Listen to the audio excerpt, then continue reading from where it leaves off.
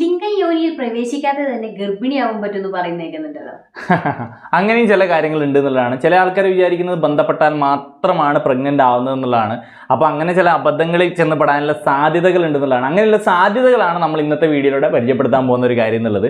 അപ്പോൾ ഈ പ്രഗ്നന്റ് ആവുന്നതിനെ പറ്റി നമ്മൾ പറയുമ്പോൾ തന്നെ പല ആൾക്കാർക്ക് പ്രഗ്നന്റ് ആവുന്നില്ല എന്നുള്ള വിഷമമുള്ള ആൾക്കാരുണ്ട്. അത് ഇൻഫെർട്ടിലിറ്റി പ്രശ്നങ്ങൾ, കാര്യങ്ങൾ, അത് എന്തുകൊണ്ട്, എങ്ങനെ അത് ഡീൽ ചെയ്യാം, ഇതൊക്കെ മനസ്സിലാക്കേണ്ട കാര്യമാണ്. അപ്പോൾ അത് കുറച്ചും കൂടി നല്ല രീതിയിൽ മനസ്സിലാക്കാൻ പറ്റിയ ഒരു ഓഡിയോ കണ്ടന്റ് ആണ് ഹൗ ടു ഫൈറ്റ് ഇൻഫെർട്ടിലിറ്റി എന്ന് പറഞ്ഞിട്ടുള്ള കുക്ക് എഫ്എമ്മിൽ അവൈലബിൾ ആയിട്ടുള്ള ഓഡിയോ കണ്ടന്റ് എന്നുള്ളത്. ഇതുപോലെ യൂസ്ഫുൾ ആയിട്ടുള്ള ഒരുപാട് ഓഡിയോ കണ്ടന്റുകൾ ഉണ്ട്. നമ്മൾ വായിക്കാൻ ആഗ്രഹിക്കുന്ന പുസ്തകങ്ങളും ഓഡിയോ കണ്ടന്റ് രൂപയാണ് കുക്ക് എഫ്എമ്മിൽ അവൈലബിൾ ആണെന്നുള്ളതാണ്. പുതിയ പുതിയ പുസ്തകങ്ങൾ അപ്ഡേറ്റ് ആയിട്ടും വരുന്നുണ്ട്. ഇപ്പോഴാണെങ്കിൽ 7 ദിവസത്തേക്കുള്ള ഫ്രീ ട്രയൽ ലഭ്യമാണെന്നുള്ളതാണ്. നല്ലൊരു അവസരമാണ്. കേട്ടിട്ട് ഇഷ്ടപ്പെട്ട് കഴിഞ്ഞാൽ കണ്ടിന്യൂ ചെയ്താൽ മതിയല്ലോ. അപ്പോൾ ലിങ്ക് എന്തായാലും നമ്മൾ ഡിസ്ക്രിപ്ഷനിൽ ഫസ്റ്റ് ടൈമിൽ പിൻ ചെയ്ത് വെച്ചിട്ടുണ്ടാവും. ഈ ഒരു അവസരം എന്തായാലും മിസ് ചെയ്യേണ്ട എന്നുള്ളതാണ്. ഇനി നമ്മൾ ആ ടോപ്പിക്കിലോട്ട് വരികയാണെന്നുണ്ടെങ്കിൽ ഇപ്പം ബന്ധപ്പെടാതെ തന്നെ പ്രഗ്നന്റ് ആവും എന്ന് പറയുമ്പോൾ ചില ആൾക്കാരുടെ മനസ്സിലുള്ള ഒരു മിത്താണ് ഓറലി മൗത്ത് ഉപയോഗിച്ച് ചെയ്ത് കഴിഞ്ഞാൽ, കിസ് ചെയ്ത് കഴിഞ്ഞാൽ, ഹഗ് ചെയ്ത് കഴിഞ്ഞാൽ പ്രഗ്നന്റ് ആവുന്ന ഇരിക്കുന്ന ആൾക്കാർ ഇന്നും ഉണ്ട് എന്നുള്ളതാണ് വിറ്റ്. നമുക്ക് അങ്ങനെയുള്ള മെസ്സേജുകളൊക്കെ വരാറുണ്ടല്ലോ. പക്ഷേ അതൊന്നുമല്ല നമ്മൾ പറയാൻ പോകുന്നത്. നമ്മൾ പറയാൻ പോകുന്ന കാര്യം എന്താ വെച്ചാൽ, ഒന്നാമത്തെ പോയിന്റ് എന്ന് വെച്ച് കഴിഞ്ഞാൽ, ഇപ്പോൾ വെജൈനൽ ഏരിയയിൽ റബ്ബ് ചെയ്യുന്നു. അതായത് ലിംഗവും വെജൈനൽ ഏരിയയുമായിട്ട് ആ ഒരു വൾവ ഏരിയയുമായിട്ട് റബ്ബ് ചെയ്തിട്ട് ഫൈനലായിട്ട് വരുന്ന ഇജാക്കുലേഷൻ അവിടെ നടത്തുകയാണെന്ന് വിചാരിക്കാം. ആ വെജൈനയുടെ ഓപ്പണിംഗ് ഏരിയയുടെ വളരെ ക്ലോസ് ആയിട്ടുള്ള ഏരിയയിലോട്ട് ഇജാക്കുലേഷൻ നടത്തുന്നു. അതുപോലെ തന്നെ ലിംഗത്തിൽ നിന്ന് പ്രൈമറി ആയിട്ട് വരുന്ന ആ ഒരു പ്രീ ഇജാക്കുലേറ്ററി ഫ്ലൂയിഡ് ഉണ്ടല്ലോ, പ്രീക്കം എന്നൊക്കെ പറയുന്ന ഫ്ലൂയിഡ്. അപ്പോൾ ഈ പറഞ്ഞ കാര്യത്തിലും ചിലരുടെ കേസ് സ്പേം കണ്ടെത്തിയിട്ടാണ്. അപ്പോൾ ഈ പ്രീക്കമും ഫൈനൽ വരുന്ന ഇജാക്കുലേഷനൊക്കെ വെജൈനൽ ഓപ്പണിങ്ങിനോട് വളരെ ക്ലോസർ ആയിട്ടുള്ള ഏരിയയിലാവുമ്പോഴും റെയർ ആയിട്ടുള്ള റിസ്ക് ചാൻസസ് ഉണ്ട് എന്നുള്ളതാണ്.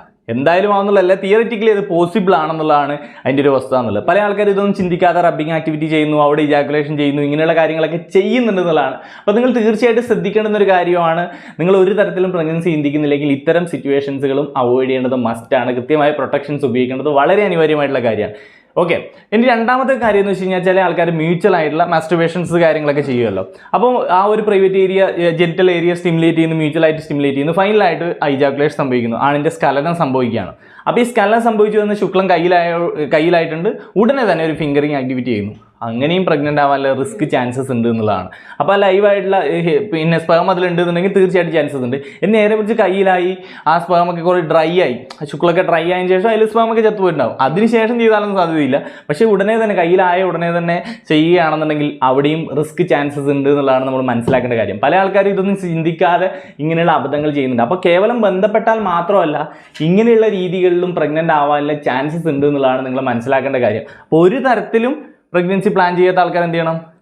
പ്രൊട്ടക്ഷൻസ് എടുക്കണം. അത് കോണ്ടംസ് ആണെങ്കിൽ കോണ്ടംസ് ഉപയോഗിക്കണം. ഇനി കോണ്ടംസ് ഡാമേജ് ആയി കഴിഞ്ഞാൽ എമർജൻസി മെത്തേഡ്സുകൾ കാര്യങ്ങൾ മനസ്സിലാക്കി വെക്കണം. അതിനെപ്പറ്റിയൊക്കെ അറിവുണ്ടാവണം നിങ്ങളിതെല്ലാം ചെയ്യാൻ പോകുന്നതിന് മുമ്പ്. അല്ലാണ്ട് ആ സമയത്ത് ഒരു വെപ്രാളം കാണിച്ചിരിക്കുകയല്ല. കൃത്യമായ നോളജും അതിൻ്റെ പക്വതയും ബോധമുള്ള സമയത്ത് ആ കാര്യങ്ങളിലോട്ട് പോകുക എന്നുള്ളതാണ് പ്രത്യേകിച്ച് എടുത്ത് പറയാനുള്ളത്. അപ്പം നമ്മൾ പറഞ്ഞ കാര്യം നിങ്ങൾക്ക് മനസ്സിലായിട്ടുണ്ടാവും. ഇത്തരം സിറ്റുവേഷൻ നിങ്ങൾ ഒരു തരത്തിലും പ്ലാൻ ചെയ്യുന്നില്ലെങ്കിൽ ഇത്തരം സിറ്റുവേഷൻസുകളും ഒഴിവാക്കേണ്ടവയാണെന്നുള്ളതാണ്. അപ്പോൾ പല ആൾക്കാരും ഇതൊന്നും അറിയാണ്ടാണ് കാര്യങ്ങൾ ചെയ്യുന്നത്. ചിലപ്പോൾ അബദ്ധങ്ങളിൽ ചെന്ന് പെടാനുള്ള സാധ്യതകളുണ്ട്.